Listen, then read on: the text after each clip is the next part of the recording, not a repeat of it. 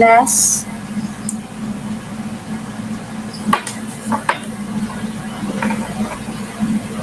Nagaksak mga ano.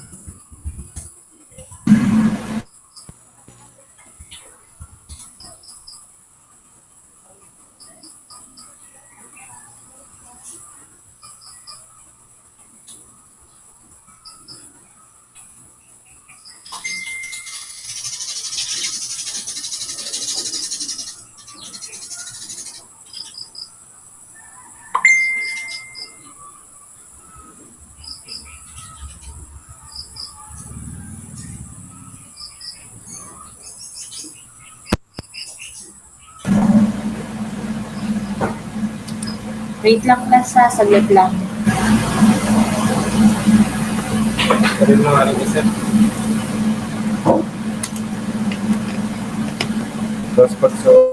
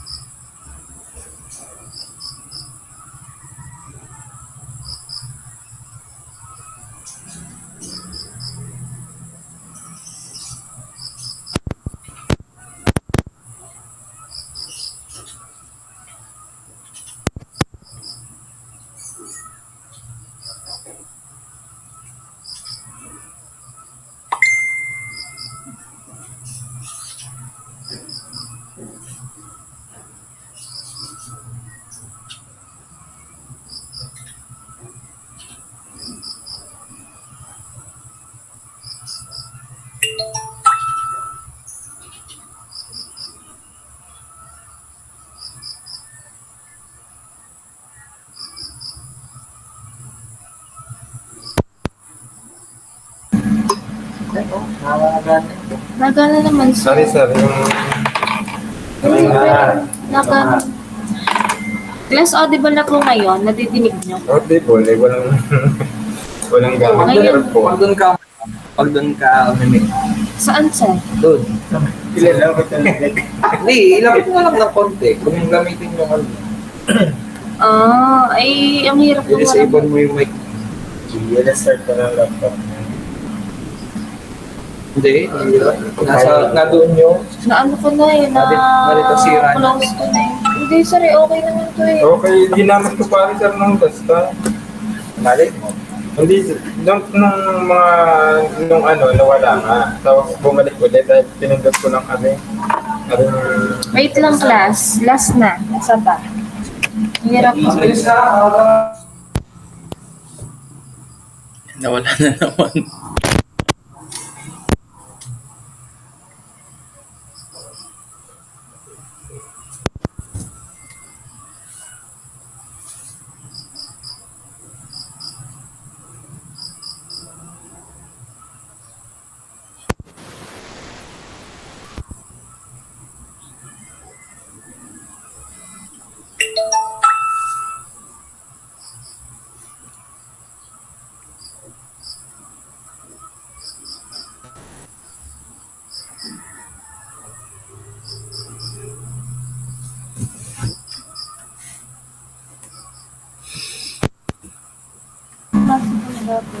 Okay po, class. Good morning. Good morning po. Nasaan na po ang iba? Ba't hindi man lang makarespond sa good morning? Ay 10 minutes na tayo. Good morning po. Morning. Good morning po. Okay po. So, today naman ay 1 hour lang tayo. So, last time po ay hindi ko kayo na-meet at masama ang pakiramdam ko. So, ang sabi ko sa inyo ay mag-provide ako sa inyo ng recorded po para doon sa ating material or yung susunod na module. So, ngayon, yung atin po kasi lang ha, buksan ko lang yung ating syllabus.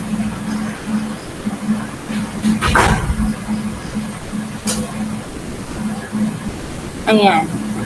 So, last time, hindi ko pa na-discuss sa inyo yung cost of taxation and then, ayun kasi yung start ng ating after quiz 1. Tama po ba? Hindi pa tayo discuss ng cost of taxation. Yes po. Okay. So, ngayon ay, bale, yun po yung magiging utang ko sa inyo. Yung cost of taxation and externalities. Sorry pala. Ito palang international trade. So, cost of taxation, international trade. So, interrelated kasi yung dalawa. So, ngayon ay yun po yung ipoprovide ko sa inyong video lecture. So, today, we can proceed po doon sa next topic natin na externality. So, makikihintay na lang po ako ng video lecture ha kasi i-record ko pa din po. Hindi ako naka-record itong nakaraan at talagang medyo masama po ang pakiramdam. Okay? So, today, ang iti-discuss nga po natin ay itong externalities. So for the learning objectives, so to understand how externalities happen during the transaction of buyers and sellers and to know the government policies towards externalities. So on our previous discussions, maybe may idea na kayo kung ano po ba yung tinatawag natin na externalities kasi nababanggit na po ito doon sa ating mga nakaraan na lessons. But, this module po ay ipofocus natin, i-detailed natin, yung i-discuss po natin about the externalities. Okay, so revisit muna natin yung mga previous module natin para magkaroon tayo ng introduction about the externalities. So, markets are usually a good way to organize economic activity. So, yun naman ay na-discuss natin last time, lalo na doon sa discussion natin when it comes to the topic po ng consumer and producer surplus. So, in an absence of market failures, the competitive market outcome is efficient and maximizes the total surplus. So, ngayon class, kung wala pong present na mga market failure, so ibig sabihin po ay na-maximize natin yung mga surplus natin, both the consumer and producer surplus. So, yun nga pong mga market failures na ito, ang isa po dito ay yung tinatawag natin na externalities. So, the government can sometimes improve the market outcome. So, ano po yung mga ginagawa ni government? So, the first one is protect the property rights. So, wherein, nagkaroon na din naman tayo ng mga example last time kung paano ba yung ginagawa ni government to protect the property rights. So, yung mga na-mention ko sa inyo about the patents, and kung paano po napoprotektahan yung ating mga inventor or yung mga nagpo-provide po ng ating mga supply. And then, we have to limit the market failure. And one type of the market failure nga po natin is externalities. And then also we have the market power and then public goods and promote equality. So in this module, we will focus po dito sa ating market failure na externalities. So when we say externality, this is the uncompensated impact of one person's actions on the well-being of a bystander. Again, uncompensated impact of one person's actions on well-being of a bystander. So, sino po ba yung bystander? So, sila po yung mga third parties natin. So, hindi po sila included both sa ating buyer and producer. Okay? Yun po yung bystander natin. So, meron tayong two outcomes of externality. So, it can be negative or positive depending whether the impact on bystander is adverse or beneficial. So, syempre, kapag po ang naging impact sa bystander natin ay adverse, yun po ay negative externality. And then, kapag naman po ang naging impact po niya is positive, yun naman po yung tinatawag natin na beneficial or once na ang naging impact naman po ay beneficial, yun naman po yung tinatawag natin na positive externality. So, it is the benefits or cost. So, kapag po positive externality, ang output po noon ay benefit. And then, kapag naman po negative externality, ang output po noon ay cost. So again, it is the benefits or cost received by the neither seller or buyer but that their third parties or yung tinatawag nga po natin na bystander. So ngayon class, sabi ko nga kanina, kapag po positive externality, ang ating po makukuha ay benefits. So kapag po benefits class, ay meron tayong makakompute na social benefits. So, yung social benefits po natin ay combination of private benefits plus external benefits.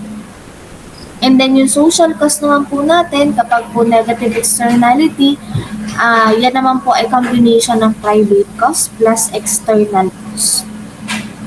So, since external benefits or costs are not perceived by buyers and sellers, they are not captured in market.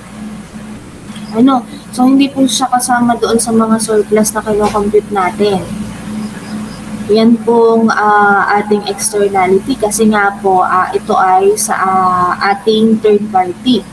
So, therefore, markets may fail to allocate resources efficiently and government may improve market outcomes. So, with that, kailangan po ma-identify ni government kung ano ba itong mga externality pong ito na present sa ating market para magkaroon ng intervention si government. So, kasi sila lang din yung makaka-help para po mabawasan kung siya man ay negative at madagdagan kung siya man po ay positive externality. So, ano ba yung mga example po natin para lang ma-refresh po? Yung mga example ng ating policy for market failure. So, for the policy of market failure, so halimbawa po meron tayong exhaust from automobiles resulted to smog and pollution. So, di ba yan naman yung nagiging negative externality ng ating pong mga napuproduce sa mga sasakyan. So, yung smog and pollution. So, with that, ano naman po ang magiging intervention doon ni government? Ano po yung magiging policy niya? So, the government attempts to solve this problem through setting yung ating emission standard for cars and imposing taxes to gasoline to reduce the amount of people drive. So, with that, kung makapansin niyo po, less na po ngayon yung mga sasakyan na sobrang uusok. Kasi dati siguro kung mga bata pa kayo tapos ay medyo nasa city po kayo, mapapansin ninyo na ang daming sasakyan na sobrang uusok po. Ngayon ay hindi na. Na-lessen na. Though mayroon pa din talagang pasaway, lalo na sa mga bukid kasi hindi naman nakipudi sila.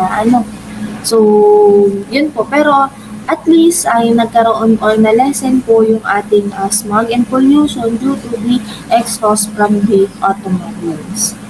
Kapag nag-gets ba class itong ating slide na ito? Naintindihan po ba kung ano po yung ating externality? Yes po. Yes. Ayan. So, ito po yung mga examples ng ating negative externality. So, we have particulates from vehicle pollution or yung mga exhaust nga po.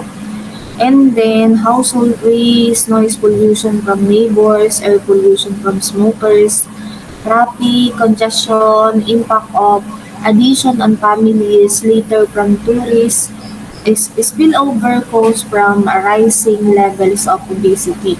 So, ito po yung mga example natin na negative externalities from the word negative. Ibig sabihin po ay may adverse effect po sa ating mga third parties or bystanders. So, halimbawa na lang class yung pagmamanufacture po ng kahit anong manufacturing company. So, may ways po palagi silang nakikreate dahil po sa pagmamanufacture. So, yan po ay pwedeng maging solid waste or any other waste. So, lahat po iyon ay kanino po ba siya makaka-affect? Doon po sa bystanders natin. So, halimbawa, class, ang manufacturing po ay motorcycle. So, yung mga nagiging waste po nila o yung mga nagiging negative impact po nila ay kanino tatama? Doon po sa mga hindi buyers ng motorcycle. So, sila po yung considered natin na bystanders or third party. Kasi hindi sila buyer, kasi hindi naman sila bumibili ng motorcycle. Hindi din sila yung producer. So, yun po yung pag-identify natin ng third party. Additional example para po mas maintindihan.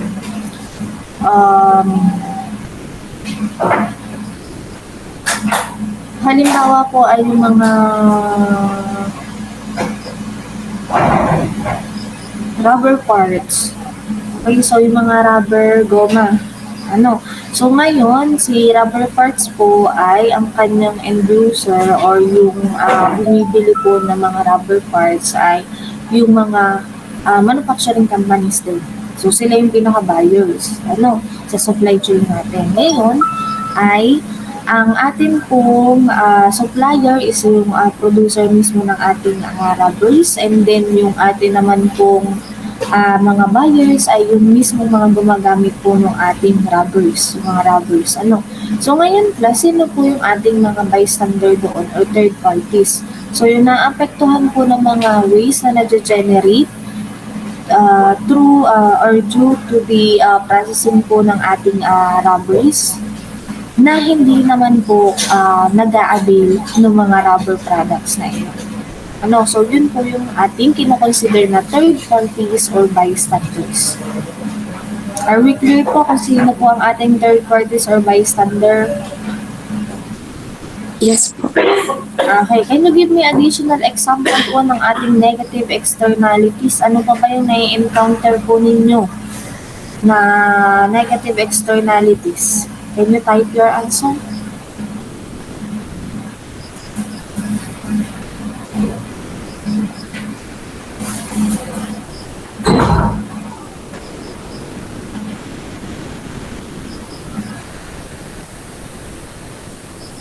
Ano pa bang present na negative externalities natin or may adverse impact po?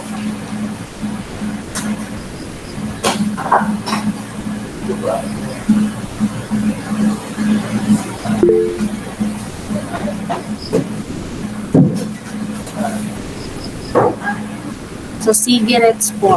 So, yung mga non-smokers naman, pero sila ang makakalanghap ng usok ng mga nag-i-smoke.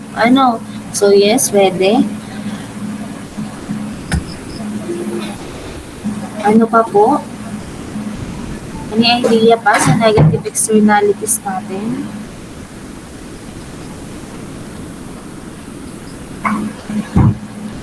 Wala na. Siya, mag-iisip ko next time. Okay, using of pesticides, yes. Ay, sa mga din natin, mga farmers, yung magamit din yan. Pero si farmers, hindi sila yung third party. Ang third party natin ay yung possible po na nandoon within the area na habang si farmers po ay naglalagay ng pesticide po sa kanilang mga halaman. Or sa mga tinanim nila. Okay po. So, yun po yung mga example natin. Yes, oil spill. Yan. So, marami tayong halos ang dami nga po na negative externalities natin. So, yan po mga example natin. So, ngayon, recap lang ulit natin yung welfare economics. So, yung atin pong consumer and producer surplus. Wherein meron po tayo equilibrium quantity and equilibrium price. So as you can see, kung matatandaan pa po, So the market equilibrium maximizes the consumer plus producer surplus. Again, nagiging efficient po tayo kapag ang atin pong price and quantity ay nasa equilibrium, yung meeting point ng ating supply and demand curve. Okay? So ngayon, class ay the supply curve shows the private cost. The cost directly incurred by the sellers. And then yung atin naman pong demand curve shows the private value. The value to buyers and the prices they are willing to pay. Okay, so tatandaan class, yung supply curve natin, yan yung private cost. And then, yung demand curve naman natin, it shows the private value. So now, sa atin pong social cost, so para po makuha natin yung social cost natin, kasi ang pinag-uusapan natin dito ay negative externality. Sabi ko nga sa inyo, kapag negative or merong adverse effect, ano po yung magiging impact niyan? Nagkakaroon po tayo ng social cost. Wherein yung social cost po natin ay combination of private cost plus external cost. So kanina ang private cost po natin ay yung nasa supply curve and yung atin naman po private value ay yung demand curve. So ngayon, yung private sa social cost po natin ay dun po tayo magpa-focus sa supply curve. Wherein, yun nga po yung ating private cost. Ngayon, yung atin naman pong external cost, so in this particular example, ang pag-uusapan po natin ay the market for gasoline.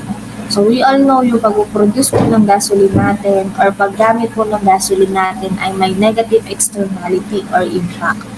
So with that ay magkakaroon po ng policy si government. No. So ngayon, sa external cost po natin, ito yung value of the negative impact on bystanders. Ngayon, kapag class nagkaroon po ng policy si government, nagkaroon ng action kung paano po mas malilimit yung ating negative externality or yung ating pong adverse effect nitong paggamit ng gasoline. So halimbawa po ang naging changes dyan ay yung presyo po ng gasoline ay nagkaroon ng additional na $1 per gallon. So yan po yung sineset ni government na value of harm from smog and greenhouse gases. So yan po yung kumbaga naging equivalent ng ating negative externality. So ngayon, yung ating po magiging external cost ay equivalent po dyan sa ating $1 per gallon. So yung in-increase po, as you can see from yellow line, nagkaroon po tayo ng green line. So yan po, nag-increase po yung ating nag-increase po yung ating cost per gasoline. So, i-imagine nyo na lang na yan talaga yung cost. Though tayo nag-start po sa zero. No? So, yan po yung equivalent nung nagiging adverse effect or impact po ng ating gasoline. Okay? Okay, so with that ay, again, yung atin pong ini-increase ng supply curve, yung naging movement po niya, ay yun po yung ating external cost. And then, the socially optimal quantity is 20 gallons. And at quantity less than 20, yung value, yan po yung value of additional gas. And then, at quantity greater than 20, yan naman po yung social cost of the last gallon is greater than its value to society. So, ibig sabihin plus lang naman dyan ay meron po tayong tinatawag na market or equilibrium quantity. So, yung ating pong equilibrium wherein ma-maximize po natin yung ating consumer and producer surplus, yun po yung cost natin na 25 as you can see. Kita naman po. Nakikita nyo class yung ating equilibrium. Ngayon po, since ito nga po ay mayroon tayong negative externality dito, ay nagkaroon ng policy si government. So, due to that policy and dahil din po sa equivalent cost ng ating equivalent cost or the external cost, so as you can see, tumaas po yung price. And we all know, sa pagtaas po ng presyo ay kokonti po yung ating magiging quantity. So ngayon, ano na po yung ating or bababa yung magiging quantity? Ano na po yung magiging bagong quantity? So magiging 20. And then yun naman pong 20 na yun ay yung tinatawag natin na optimum quantity. So sa part na ito, since ito ay para po sa ating mga bystanders or third party, we cannot say na ma-maximize po natin yung consumer and producer surplus. Kasi yun po ay kapag equilibrium. But considering the additional factor which is the third party or the bystanders, we can create po yung optimum. Para hindi naman po ma-neglect natin yung ating third party. Kasi actually, ay kahit po ma-maximize natin yung ating surplus both for buyers and consumers ay kung as overall as a nation titingnan natin ay hindi din naman po okay kung may mga ganito tayong negative externality or maneneglect siya ni government.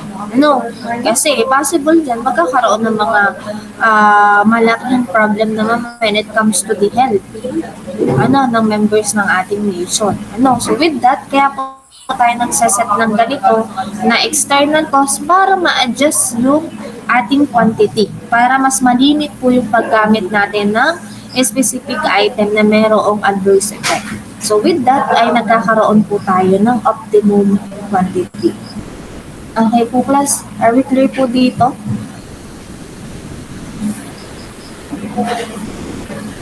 Okay, so yung pala class yung atin nga pong social cost curve or yung atin pong sa supply. So yan po ay above ng supply curve natin. So because it takes into account the external cost imposed on the society by the gasoline producer. So the difference between these two curves, yun pong ating supply curve and yung ating social cost.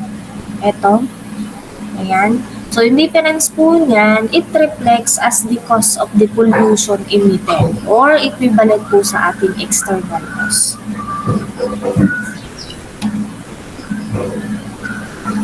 Okay.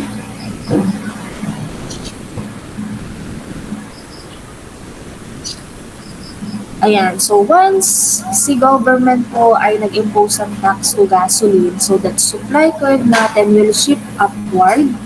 With this, yung seller natin will only sell the optimum quantity which is equivalent to 20 gallons in the market. Okay? So, ganun po yung mangyayari. Babawasan yung ating isusupply na gasoline. Okay. And we have what we call class internalizing the externality. So internalizing the externality is altering incentive so that people take account of the external effect of their actions. So class, actually kung mapapansin nyo, yung kanina pong pinag-uusapan natin ay meron tayong naging incentives. So yung naging incentives po doon ay yung pag-i-impose po ng tax ni government para mag-change yung buying behavior and also yung pinuproduce po na quantity ni supplier for the gasoline. So di ba sabi ko naman sa inyo last time, na si incentives ay hindi naman po siya palaging positive. Okay? So ngayon dito po sa internalizing the externality, so ito nga po yung incentive so that people take account of the external effect of their actions. So, yung pong pinag-uusapan natin kanina, so the use of such stocks, yung atin pong ini-add na presyo doon sa per gallon ng gasoline, ay considered na po natin na internalizing the externality. So, because it gives the buyers and sellers an incentive to take account on the external effect of their actions. So in our example, the $1 gallon tax on seller makes seller cost is equal to social cost. Yung ating pinag-usapan kanina, yung social cost yung green line, yung naging yung na-ship doon sa ating supply curve. So when the market participants must pay social cost, market equilibrium is equal to social optimum.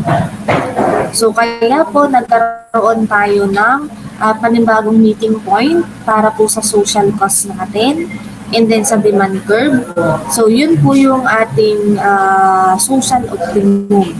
Yung naging bagong meeting point or naging bagong, meeting point of the price and the quantity.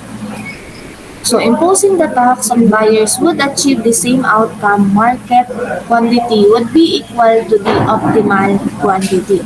So with that, si sellers or si producers po natin, they take the cost of pollution into account when deciding how much gasoline will they supply because it will make them pay for this external cost. So kay producer or kay seller po nababawas yung ating nagiging external cost. Tatandaan yan plus kay sellers or producers po yung ating nagiging external cost. So, on consumer side naman po, they would have an incentive to use a smaller quantity of gasoline. Yun naman yung magiging impact sa kanila by the use of law of demand. The higher the price, the lower po yung quantity na kanilang i-purchase. So, class, overall, yung atin pong pinag-uusapan, yung policy pong yun is based on the 10 principles, which is the people response to incentives.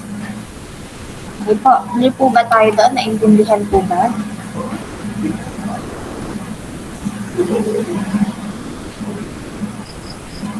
Actually, ito pong module na ito ay more on concepts lang naman. Wala naman kayong papaka-computin po dito. Siguro doon sa graph natin, kung ano lang yung magiging changes doon sa from equilibrium, ano yung ating optimum. Ganun lang po. Walang masyadong computation. Unlike the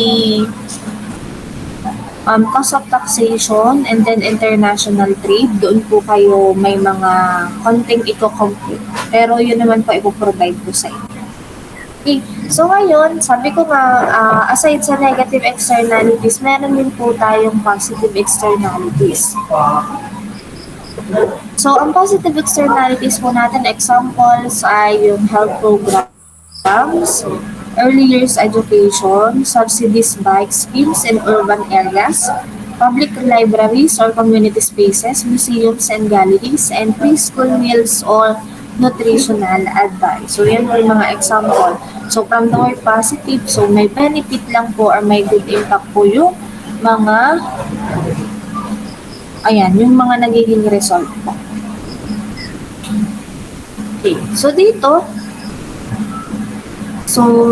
kung kanina sa negative externalities, meron tayong cost. Dito naman po ay meron tayong value or benefit. So, in the presence of positive externality, the social value of a good includes private value or the direct value to buyers or yung atin pong demand curve. And then, yung external benefit naman po natin is the value of the positive impact on bystanders. So, the socially optimal quantity maximizes the welfare. At any lower Q, the social value of additional units exceeds their cost. And any higher Q, the cost of the last unit exceeds its social value. So, dito class, actually, wala lang ako makitang specific na graph example natin para po dito sa analysis of positive externality. So, imagine nyo na lang si gasoline ay meron din pong positive impact or benefit. So, ngayon, po, ang mag-shift po dyan ay yung ating demand curve. Again, kapag positive externality, demand naman po. So, ngayon, sa demand naman po natin ay from yellow line dito sa demand curve natin ay mag-shift po siya pataas. Magkakaroon po tayo ng external benefit. Okay? So, kung kanina po, initially, dito yung ating meeting point, nung tayo po ay nagkaroon ng external benefit, so yung naging additional benefit po ay magkakaroon po tayo ng bagong meeting point. Ito. Wherein, yung bagong meeting point natin ay considered as optimum quantity din po natin or optimum price po natin. Okay? So, ganun lang. Iba ang mangyayari lang. So, kung kapag negative class, ang mag-ship po sa atin ay supply curve.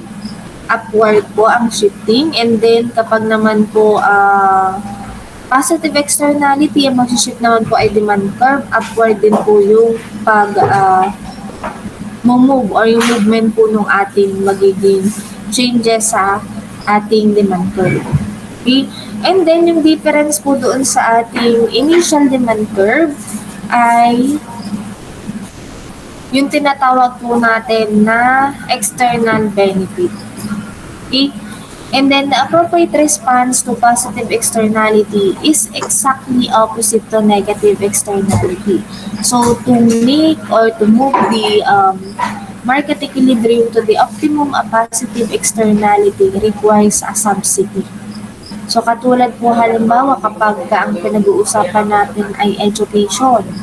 So, education is heavily subsidized through public schools and government scholarships.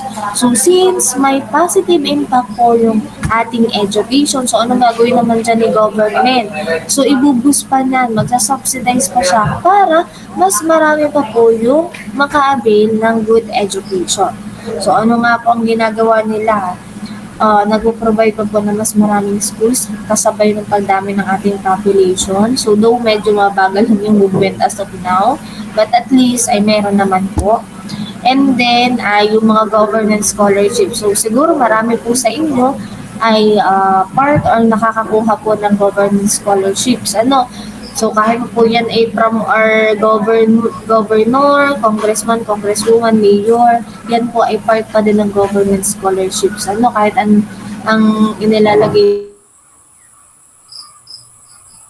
po nila as provider ay sila mismo, ay yan naman pong fund na yan, ay galing pa po as overall din sa ating government.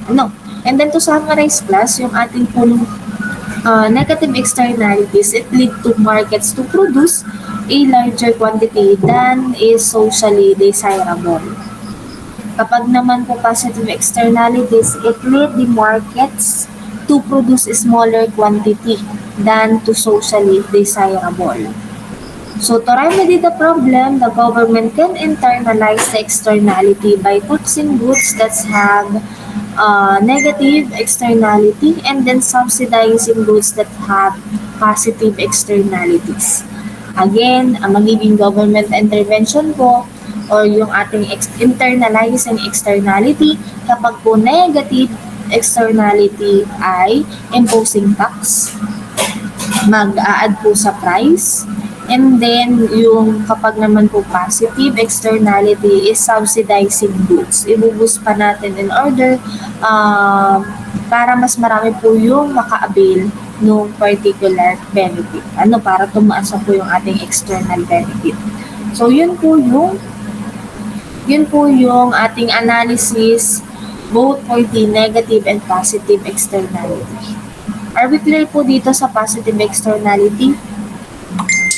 Yes. Okay. So, public policies toward externalities. Okay. So, dito sa public policy naman natin, so, command and control policy. So, regulated behavior directly. Examples po natin dyan ay limits on quantity of pollution emitted, requirements that firms adopt a particular technology to reduce emissions. So, ito naman class